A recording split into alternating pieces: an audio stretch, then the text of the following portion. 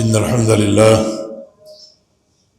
نحمده ونستعينه ونستغفره ونعوذ بالله من شرور أنفسنا ومن سيئات أعمالنا من يهده الله فلا مضل له ومن يضلله فلا هادي له وأشهد أن لا إله إلا الله وحده لا شريك له وأشهد أن محمدًا عبده ورسوله يا أيها الذين آمنوا اتقوا الله حق تقاته ولا تموتن إلا وأنتم مسلمون يا أيها الناس اتقوا ربكم الذي خلقكم من نفس واحدة وخلق منها زوجها وبث منهما رجالا كثيرا ونساء فاتقوا الله الذي تساءلون به والأرحام إن الله كان عليكم رقيبا يا أيها الذين آمنوا اتقوا الله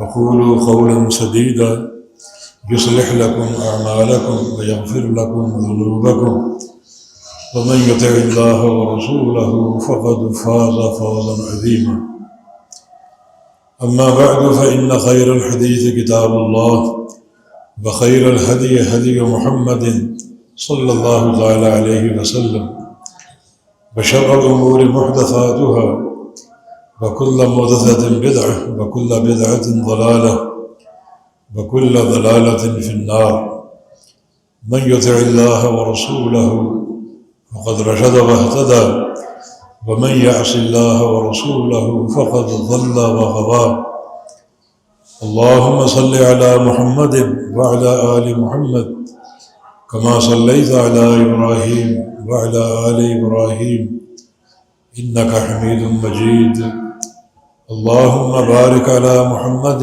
وعلى آل محمد كما باركت على إبراهيم وعلى آل إبراهيم إنك حميد مجيد سبحانك لا علم لنا إلا ما علمتنا إنك أنت العليم الحكيم رب اشرح لي صدري ويسر لي أمري واحلل عقدة من لساني يفقه قولي أعوذ بالله من الشيطان الرجيم من همزه ونفخه ونفثه بسم الله الرحمن الرحيم ليس بأمانيكم ولا أماني أهل الكتاب من يعمل سوءا يجز به ولا يجد له من دون الله ولي ولا نصيرا ومن يعمل من الصالحات من ذكر أو أنثى وهو مؤمن فأولئك يدخلون الجنة ولا يظلمون نقيرا. یہ سورہ نساء کی 2 آیات ہیں. اللہ تعالیٰ نے ان 2 آیات میں 2 ٹوک باتیں فرمائی: حتمی فیصلے اور قطعی فیصلے. لا راد لحکمہ، اس کے کسی فیصلے کو کوئی طاقت ٹال نہیں سکتی. نبی علیہ السلام اشرف الخلائق اور آپ کی دعاؤں میں سے ایک دعا ماضٍ فی حکمک، مجھ پر تیرا حکم چلتا ہے. تیرے کسی حکم کو ٹالنا تو دور کی بات ہے، ایک لمحہ مؤخر بھی نہیں کر سکتے. یہاں 2 ٹوک فیصلے اللہ نے صادر فرمائے ہیں، حتمی اور قطعی فیصلے. لیس بامانیکم ولا امانی اہل الکتاب. یہ بات نوٹ کر لو کہ جنت کا داخلہ نہ تمہاری خواہشات پر ہے نہ اہل کتاب کی خواہشات پر. یہ امانی امنیتم کی جمع ہے، جس کا معنی ذاتی خواہش، ذاتی پسند، ذاتی ترجیح یا ذاتی میلان. یہ سارے معنی اس کے درست ہیں. تمہاری کوئی ذاتی خواہش ہو، کوئی ذاتی ترجیح ہو، کوئی ذاتی پسند یا ناپسند ہو، یا کوئی میلان کسی طرف ہو، ان میں سے کوئی چیز تمہیں جنت میں پہنچا نہیں سکتی. تم ہو، تمہارے باپ دادا ہو، تمہاری برادری ہو، تمہاری قوم ہو، کسی کی خواہش اور کسی کی پسند اور ناپسند جنت کا داخلہ نہ ہموار کر سکتی ہے، نہ ممکن بنا سکتی۔ ولا امانی اہل کتاب، اور نہ اہل کتاب کی خواہشات اور ان کی پسند یا ناپسند جنت میں پہنچا سکتی۔ اہل کتاب یہودی اور عیسائی بڑے بڑے دعوے کیے انہوں نے، وقالوا لن يدخل الجنة الا من كان هودا او نصارى، کہ جنت میں صرف یہودی یا عیسائی داخل ہو۔ ان کی ایک خواہش، امنگ کہ صرف یہودی یا عیسائی جنت میں داخل ہوں گے۔ یہ دو طبقے، یہودی کہتے ہم داخل ہوں گے، عیسائی کہتے ہم داخل ہوں گے، ہم جنت کے ٹھیکیدار ہیں۔ تلک امانی جو ہو، یہ ان کی امنگیں ہیں، ان کی خواہشات ہیں، ان کی پسند ہے۔ قل ہاتھوں برہانکم، ان سے کہو اپنی دلیل پیش کرو۔ جنت کا داخلہ امنگوں پر نہیں ہے، خواہشات پر نہیں ہے، دلیل پر ہے۔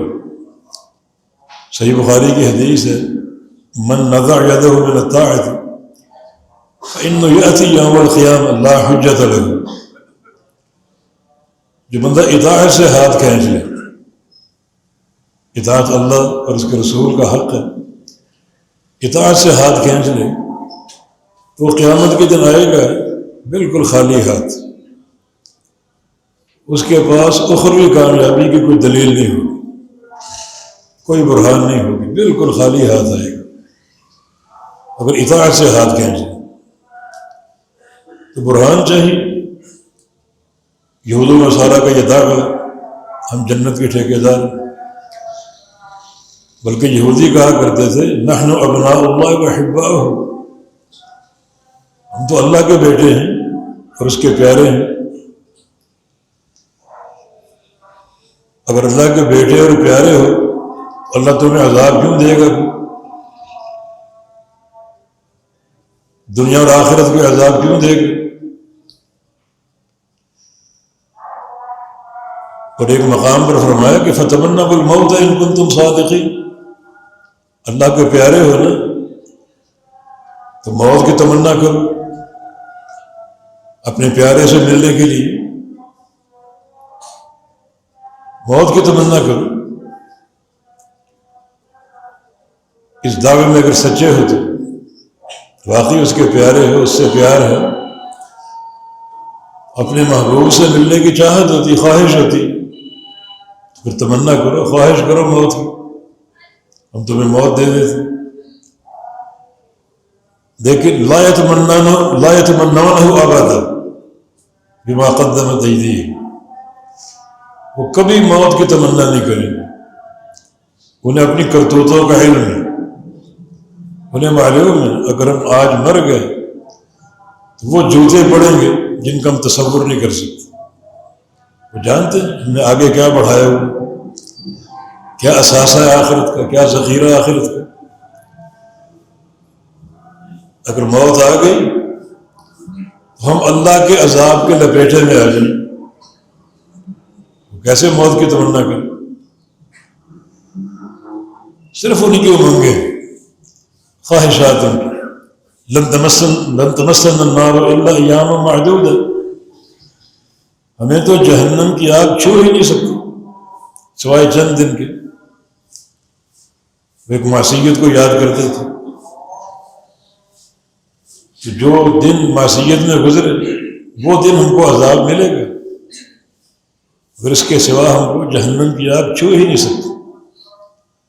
فرمایا کہ ولا امانی اہل الکتاب، جنت کا داخلہ اہل کتاب کی امنگوں اور ان کی خواہشات پر بھی نہیں۔ یہ ایک دو ٹوک فیصلہ، تمہاری برادری کتنی اعلیٰ کیوں نہ ہو، خاندان کتنا اعلیٰ کیوں نہ ہو، باپ دادا کتنے اعلیٰ کیوں نہ ہو، وقت کے رئیس ہوں، امیر ہوں، سربراہ ہوں، جیسے بھی ہوں، کتنے مالدار کیوں نہ ہوں، کسی کی خواہشات پر جنت کا داخلہ موقوف نہیں۔ یہ ورقہ پھاڑ دے کہ فلاں کی پسند لے لیں، پیر صاحب کی پسند لے لیں، اپنے اماموں کی خواہشات کو لے لیں، یہ بات سختی سے نوٹ کر لو، کسی کی خواہشات پر جنت کا داخلہ نہیں۔ اور کیوں ہو؟ جنت اللہ تعالیٰ کی سب سے اعلیٰ نعمت ہے، اس کے لیے برہان ہے، ایک ضابطہ، اسے طے کرنا پڑے گا۔ اعددت فیہا لعبادی ما لا عین رأت ولا اذن سمعت ولا خطر علی قلب بشر، میں نے اس جنت میں وہ کچھ تیار کر رکھا ہے جو نہ کسی آنکھ نے دیکھا، نہ کسی کان نے سنا، نہ ان نعمتوں کی لذت، حلاوت، نفاست کا تصور کسی دل میں پیدا ہوا، کوئی نہیں جانتا۔ محلات ہوں گے، ایک اینٹ سونے کی، ایک اینٹ چاندی کی، بیچ میں گارا مسک، سارے جو کینکریاں ہوں گی وہ ہیرے جواہرات ہوں گے، نہریں ہوں گی، شہد کی نہریں، دودھ کی نہریں، پانی کی نہریں، شراب کی نہریں جس میں کوئی نشہ نہیں ہوگا، حوریں ہوں گی 70-72 حوریں۔ یہ داخلہ تم کو ایسے مل جائے، تمہاری خواہشات، حیثیت کیا ہے تمہاری اللہ کی وحی کے مقابلے میں؟ ام حسبتم ان تدخلوا الجنہ ولما یأتکم مثل الذین خلوا من قبلکم مستهم البأساء والضراء وزلزلوا حتى يقول الرسول والذین آمنوا معه متى نصر اللہ۔ کیا سمجھتے تم جنت میں یوں ہی داخل ہو جاؤ؟ کبھی تنہائی میں بیٹھ کر سوچو کہ تم نے جنت کے لیے کیا کیا ہے، غور کرو ذرا، کیا کیا تم نے جنت کے لیے؟ اتنی مہنگی نعمت، الا ان سلعۃ اللہ غالیہ، کہ اللہ کا سودا بہت ہی مہنگا ہے، اس کے لیے کیا کیا ہے تم؟ دنیا کی ایک چھوٹی سی فیکٹری لگانی ہو تو خون پسینہ ایک کر دیتے ہو، سرمایہ خرچ کرتے ہو، دوڑ دھوپ کرتے ہو، راتوں کو سوتے نہیں، سفر کرتے ہو، حضر، بے شمار محنت ہے، اس اعلیٰ ترین مقام کے لیے کیا کیا ہے تم نے؟ وَلَمَّا يَأْتِكُم مَثَلُ الَّذِينَ خَلَوْا مِن قَبْلِكُم، اور تمہارے بیچ سابقہ قوموں کی مثال بھی نہیں آئی، مَسَّتْهُمُ الْبَأْسَاءُ وَالضَّرَّاءُ، جن کو بڑی تکلیفیں سہنی پڑی، بڑے فاقے برداشت کرنے پڑے، جو جوڑے گئے، حتیٰ کہ رسول بھی کیا اٹھا اور اس کے صحابہ بھی کیا اٹھے، متى نصر اللہ، اللہ کی مدد کب آئے گی؟ حالانکہ رسول اپنے دور کا صابر اعظم ہوتا ہے، مگر اللہ کی مدد آسمان کی طرف بار بار دیکھ رہے کہ یا اللہ تیری مدد کب آئے گی؟ جو جوڑے گئے، مبتلا فتنہ کیے گئے، ستائے گئے، تو اس کے بغیر تم جنت میں داخل ہونے کا سوچ کے بیٹھے ہوئے؟ چلو آزمائشیں نہ بھی ہیں، اللہ آزماتا ہے ویسے بقدر ایمان، اگر امتحان میں نہ بھی ڈالے جاؤ تو پوری شریعت ایک ضابطے کے طور پر موجود ہے، اسلام کے تقاضے، ایمان کے تقاضے، تقوی اور احسان کے تقاضے، کیا تم نے کیا؟ سوچو ذرا۔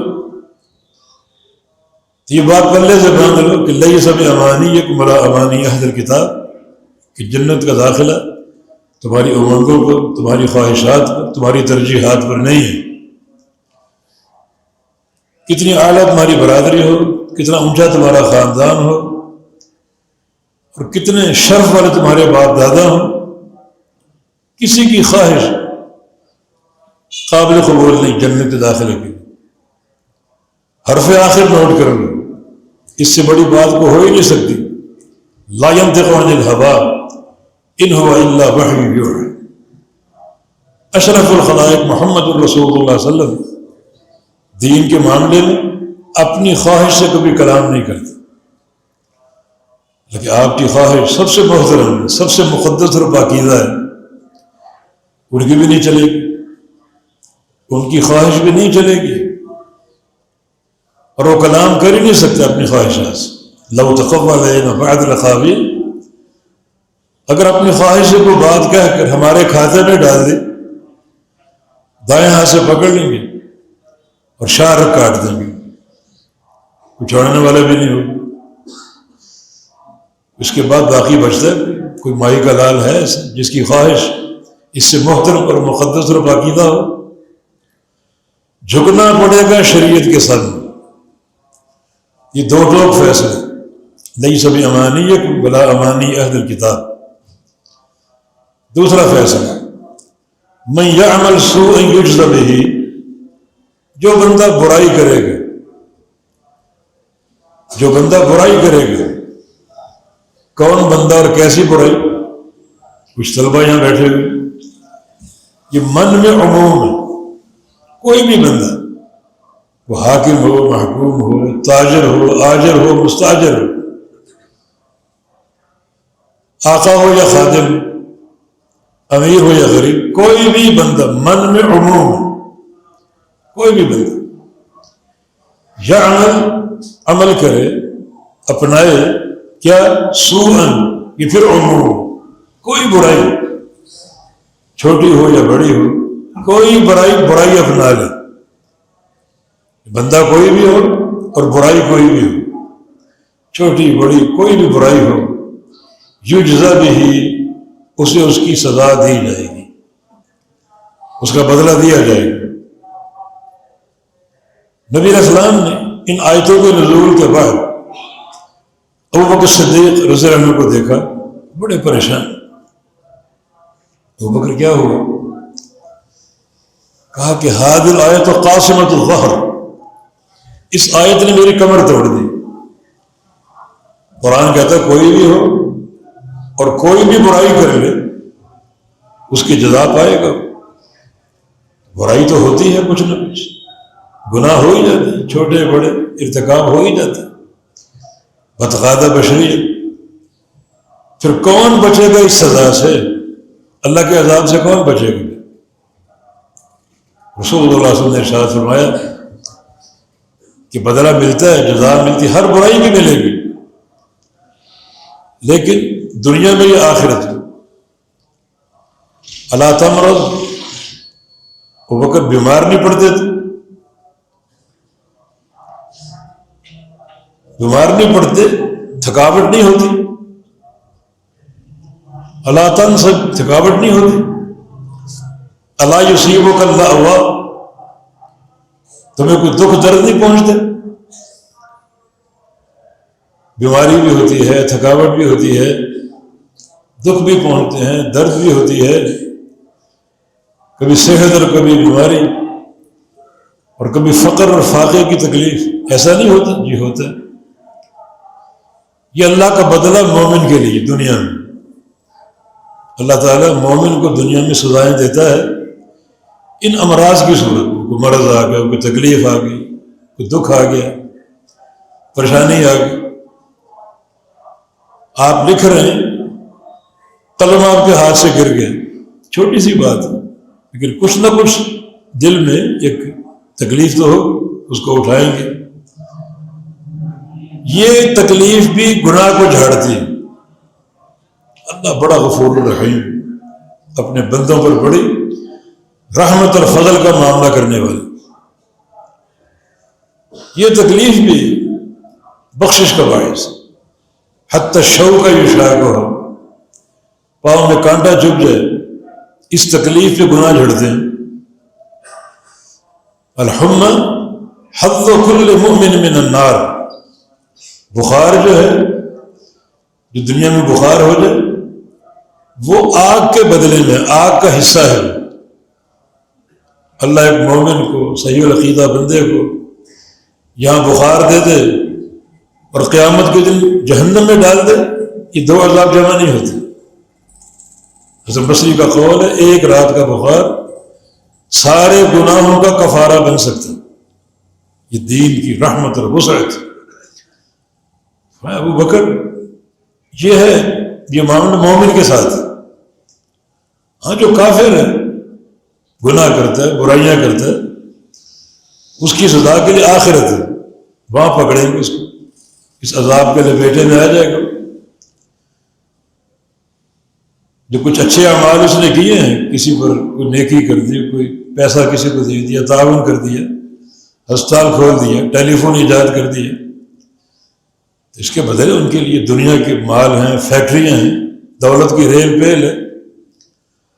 آخرت کا معاملہ بڑا ان کے لیے ہولناک ہو. تو میں یعمل سوء یجزا بہ, جو بندہ کوئی بھی برائی کرے, بندہ کوئی بھی ہو, اس کی جزا اس کو دی جائے گی, بدلہ اس کو دیا جائے گا.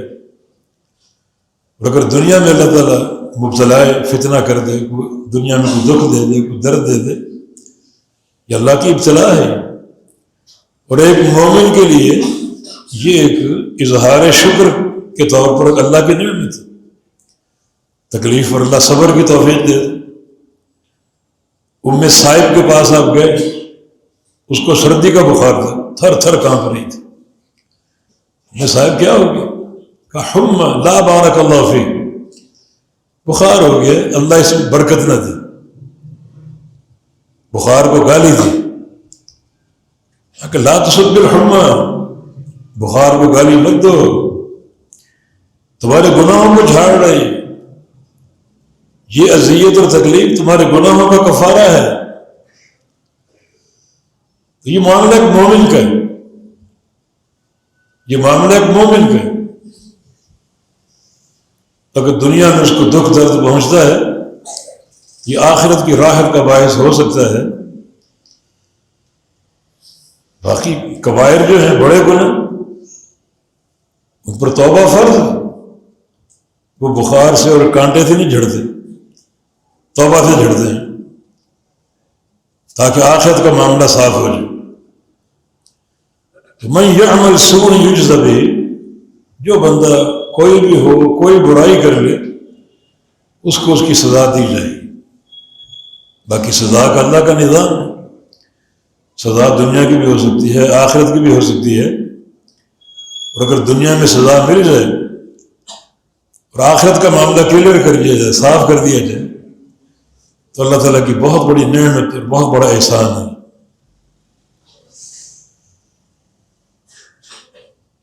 اور فرمایا کہ جو تیسرا دو لوگ فیصلہ, ومن یعمل من الصالحات من ذکر او انثی وهو مؤمن, جو بندہ نیک عمل کر لے, یہاں بھی وہی من عموم کا صیغہ, کوئی بھی بندہ, آقا ہو یا نوکر ہو, امیر ہو, غریب ہو, کوئی بھی. ساتھ فرمایا کہ من ذکر او انثی, مرد ہو یا عورت ہو. عورتیں اس سے مستثنا نہیں, وہ اس فضل میں داخل ہیں. النساء شقائق الرجال, شرعی احکام میں, احکام کے اجر میں عورتیں مردوں کے مشابہ ہیں, کوئی فرق نہیں. شریعت فرق کرے تو وہ فرق ملحوظ ہو, آپ کو فرق نہیں کر سکتے. آپ نے فرق کیے ہوئے, عورت ہاتھ اوپر باندھے, مرد نیچے باندھے, فرق کہاں سے آ گیا؟ عورت سجدہ کیسے کرے, ایک عجیب شعبدہ بازی, تشہد کیسے بیٹھے, یہ فرق آپ نے کر رکھے. شریعت نے عورت اور مرد کی نماز میں کوئی فرق نہیں کیا, جیسے مرد کی نماز ویسے عورت کی نماز. اب مرد کے لیے ٹخنا کھولنا ضروری, عورت کے لیے پورا پردہ. جو فرق ہے وہ فرق ہے.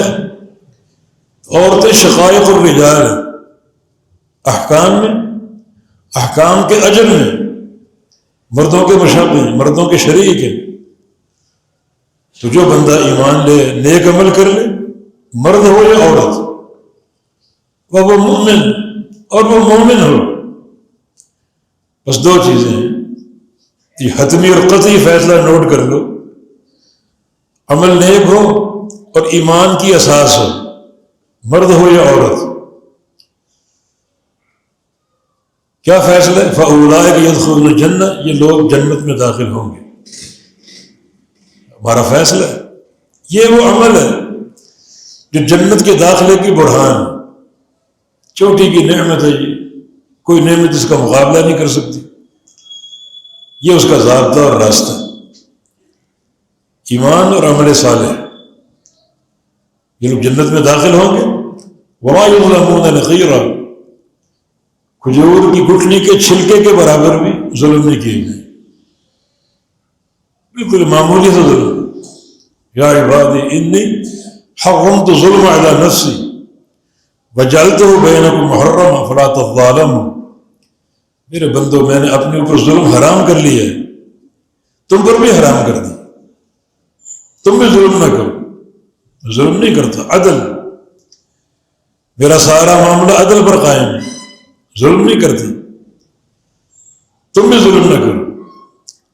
الظلم ظلمات یوم القیامہ، ظلم جو ہے نا وہ قیامت کے اندھیرے ہیں.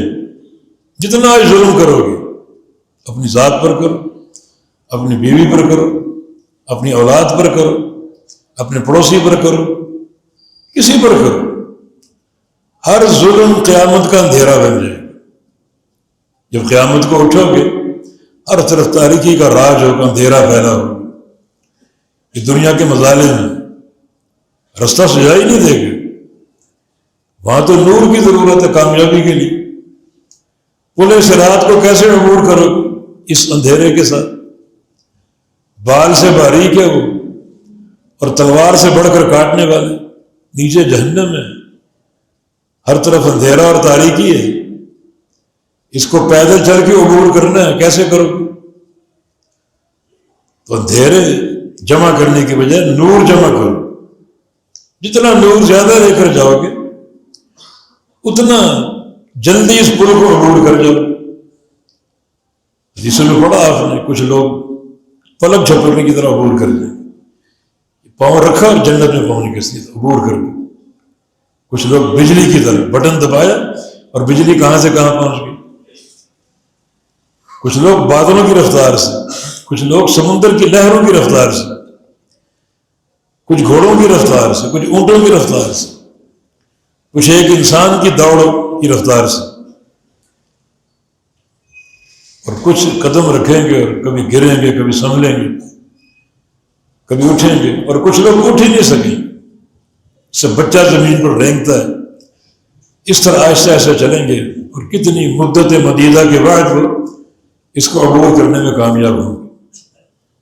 آسانی سے نہیں، یہ پل ان کو کاٹے گا، ان کو زخمی کرے گا. کبھی گریں گے، کبھی سنبھلیں گے، کیونکہ نور نہیں. یمر الناس علی قدر نورہ، لوگ اس پل کو عبور کریں گے اپنے نور کے بقدر. جتنا نور یہاں سے لے کے جاؤ گے، اتنا یہ منزل آسان ہو جائے گی. عمل نور ہے. بشر المشائین فی الظلم بنور تام یوم القیامہ، جو لوگ اندھیروں میں نماز پڑھنے جاتے ہیں، عشاء اور فجر، ان کو مکمل نور کی بشارت ہے. من شاب شیبۃ فی الاسلام آتاہ اللہ نورا یوم القیامہ. جو بندہ اسلام پہ چلے، کتاب و سنت پر چلے، اللہ اور اس کے رسول کی اطاعت کے راستے پر چلے، اور چلتے چلتے بال سفید ہو گئے، اللہ ہر سفید بال کے بدلے قیامت کو نور عطا فرماتے. ہر سفید بال کے بدلے نور عطا فرماتے. بعض علماء سلف کے قول کے مطابق ایک سفید بال بھی اگر آ گیا اطاعت کرتے کرتے، ایک سفید بال بندے کی قبر کو روشن کر دے گا. ایک سفید بندے کی قبر کو روشن کر دے گا. وہ آپ کی مرضی، یہ سفید بال رکھو یا مونڈ کے پھینک دو، وہ آپ کی مرضی. لیکن یہ بال نور ہے قبر کا، آخرت کا. من شاب شیبۃ الاسلام کانت بکل شیبۃ حسن. جو بندہ اسلام پر چلے، سفید بال آ گئے، قیامت کے دن بندہ آئے گا، اللہ فرمائے کہ میرے فرشتو اس کے سارے بال گنو، ہر سفید بال کے بدلے اس کو ایک نیکی دو. بڑی نیکی، چھوٹی نیکی نہیں، دفعتاً نہیں ہوئی، اچانک نہیں ہوئی. اس نیکی کے پیچھے اس کی 40 سال کی محنت ہے، 50 سال کا مجاہدہ ہے اس کا. یہ نور ہی نور ہو، پھر وہ بجلی کی طرح عبور کرے گا اس پل کو. بڑی گمبھیر یہ گھاٹی ہے. نبی علیہ السلام قیامت کے دن بار بار پل صراط کے پاس آئیں امت کی شفاعت کے لیے.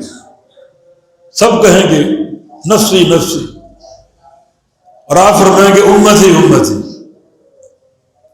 اور امت کے سارے افراد نہیں، موحد افراد جن کے پاس توحید خالص.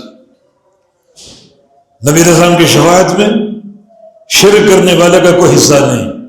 خوش نہ ہو، بالکل کوئی حصہ نہیں.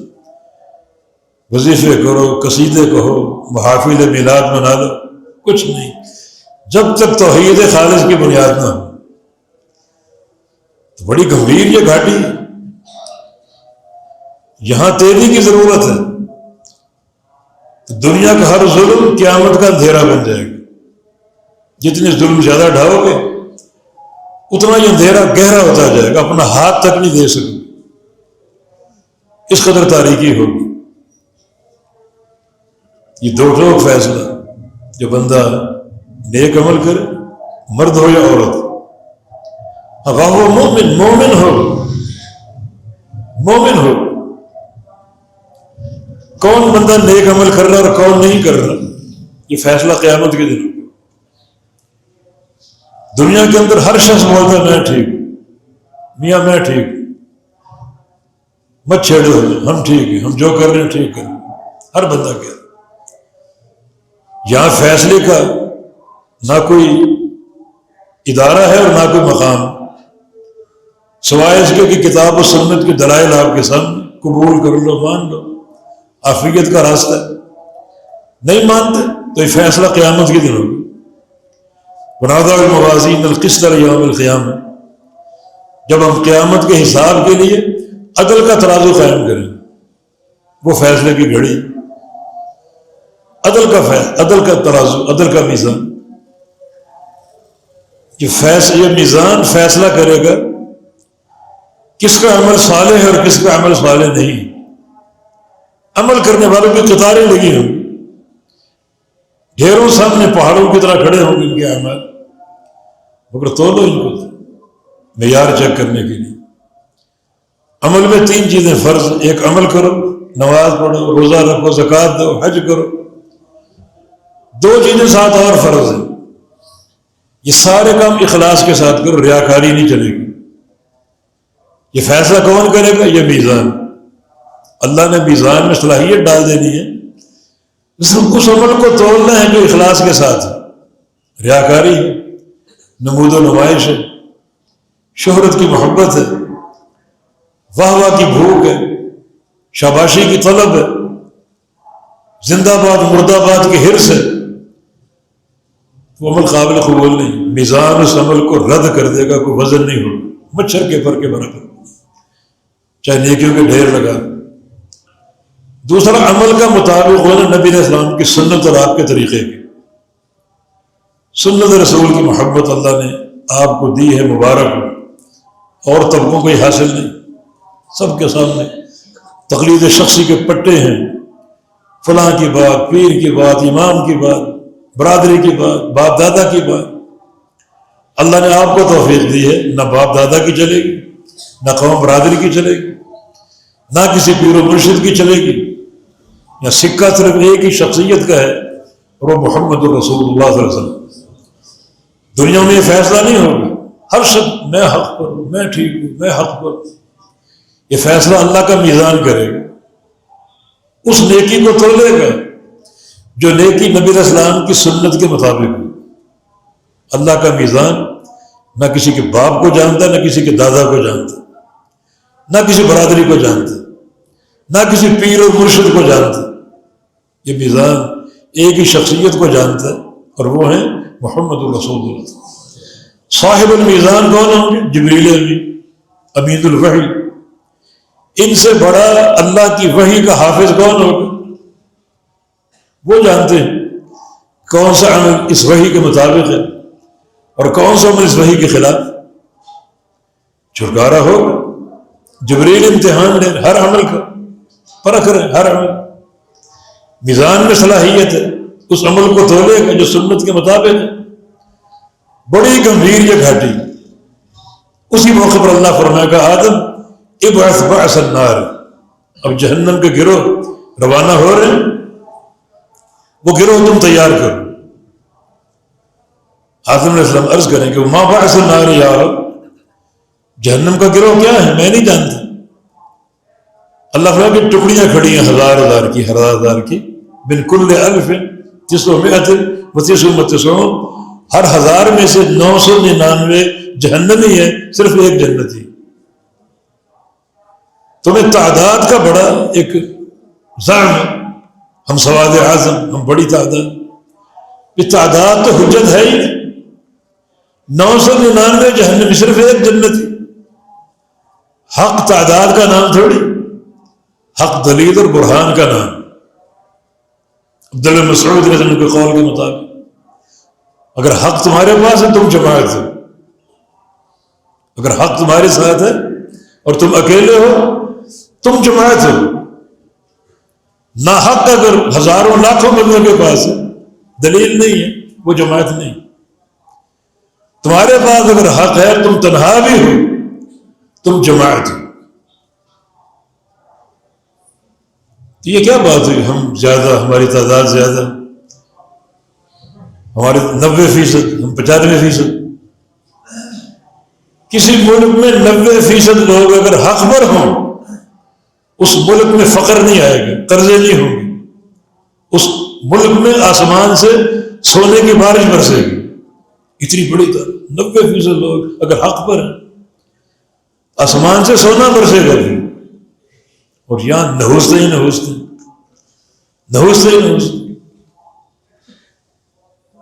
رشوتیں چل رہی، ایسے ایسے حاکم سارا بجٹ ہڑپ کر جاتے. کراچی کا حال آپ کے سامنے، سال ہر سال سے ہمارے یونیورسٹی روڈ ہمارے ماہد کے سامنے 5-6 سال سے ٹوٹا ہوا. بجٹ ہر سال آتا ہے، ہڑپ ختم. ایسی نحوستے جو مسلط ہوں اس ملک میں حق ہو سکتا ہے؟ نہیں. یہ نحوستے ہمارے جرائم کی سزا، بدعقیدگی، شرک، بدعت، طوفان بپا ہے. یہ نحوستے یقیناً قائم ہوں، مسلط ہوں. ویسے حکام ہو جو حاکم تو جو برتاؤ کرتا ہے رعیت کے ساتھ، وہ برتاؤ باپ بیٹے سے بڑھ کر ہوتا ہے. جو برتاؤ باپ اپنے بیٹے سے کرتے اس سے زیادہ بہتر برتاؤ حاکم کا اپنی محبوب کے ساتھ ہے، رعیت کے ساتھ. اور یہاں ایک سے ایک ظالم بیٹھا ہوا ہے، سارا پیسہ ہڑپ کر کے، ساری چین ملی ہوئی ہے، کوئی اللہ کا خوف نہیں. تو ایسے حکام اگر ہوں تو یہ کس چیز کی دلیل ہے؟ اس ملک میں حق ہے، 90% توحید ہے، 90% یہاں پر سنت ہے. 90% اگر توحید اور سنت ہو تو وہاں تو سونے کی بارش برسنی چاہیے. تو تعداد معیار حق نہیں ہے، دلیل معیار حق ہے.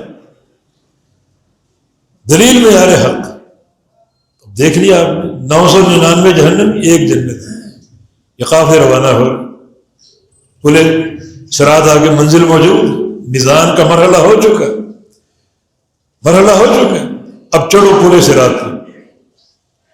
بڑی نفسیاتی ایک مار پڑے گی جو بندہ اپنے سامنے دیکھے گا 999 لوگ جہنم کا لقمہ بن رہے ہیں.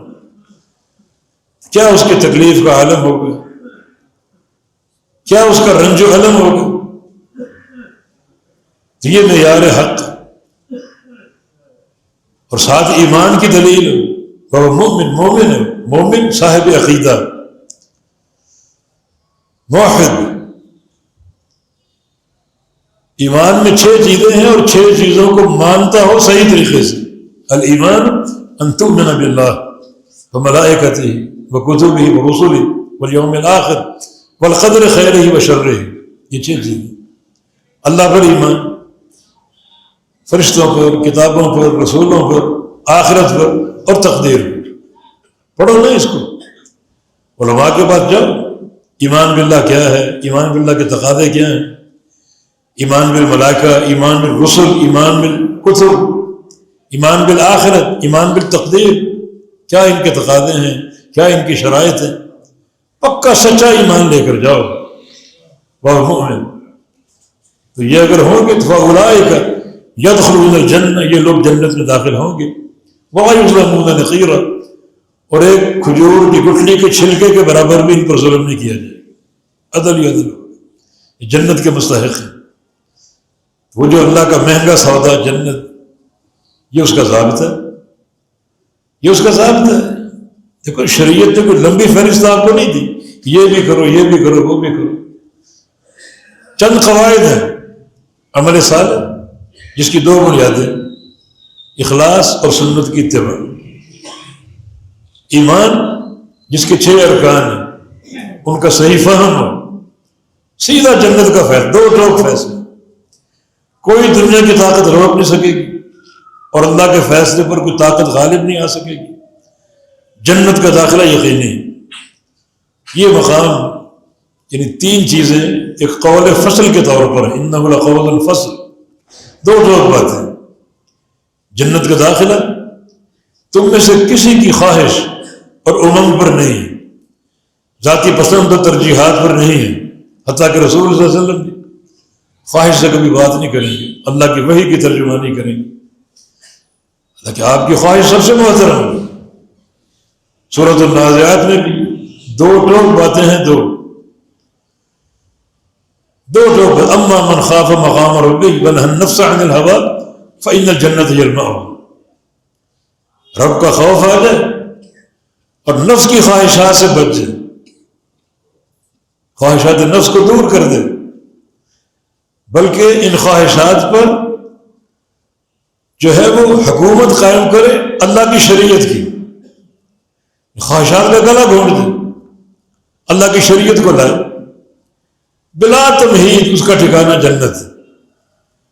اور اس سے پہلے اما من طغیٰ وآثر الحیات الدنیا، جو بندہ سرکش ہے اور خواہشات کا عالم یہ ہے کہ دنیا کی زندگی کو ترجیح دیتے، آخرت میں دنیا کو سامنے رکھا ہو، آخرت پسے پشت ہے، فإن الجحیم ہی المأویٰ، اس کا ٹھکانہ جہنم، کوئی تمہید نہیں، دو ٹوک فیصلے۔